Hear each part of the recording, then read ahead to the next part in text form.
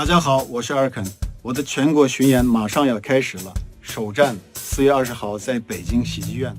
Radiyomuzga kelgan inkaslarga qaraganda, Amerikada yashaydigan Uyg'ur naqshchi Erkin Abdulla mushu oyning oxiridan boshlab Xitoy miqyosida "Men Xinjiangdan keldim" nomli o'yin qo'yish faoliyatini boshlab o'tadi ekan. Erkin Abdulla o'zining ijtimoiy taratqudagi rasmiy hisobida o'zining tunji maydon o'yinini 20 aprel kuni Beijingda qo'ydiganligini jakarlagan.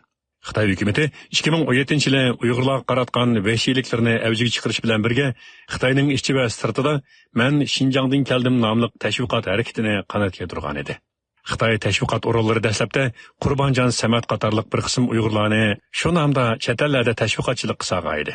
Keyin Xitoy hukumatining Uyg'urlarga qaratgan irqiy qirg'inchilik va insoniyatga qarshi jinoyati yuqori balga chiqqan mezgilda Amerikada yashaydigan naqshchi Erkin Abdullamo "Men Xinjiangdan keldim" tashviqotchilar sepiga qo'shilgan edi.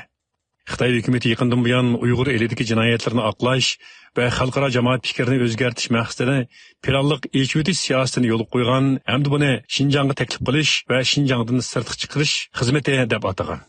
Xitoy doiralari dal shu mezgilda, ya'ni o'tgan dekabrda Erkin Abdullani Urumchiga taklif qilib olib, uningga sahna hozirlab bergan edi. Bu navbat Erkin Abdullaning Xitoy miqyosida o'yin qo'yishga o'rinlashtirilishi Xitoy hukumatining bu xil tashviqot faoliyatlarini yanada kuchaytirganligidan derak bermoqda. Erkin Abdullaning Xitoy hukumatining mushu xildagi planliq kirish va chiqish faoliyatlarida rol elishi ijtimoiy taratqularda g'ulg'ula qo'zg'amoqda.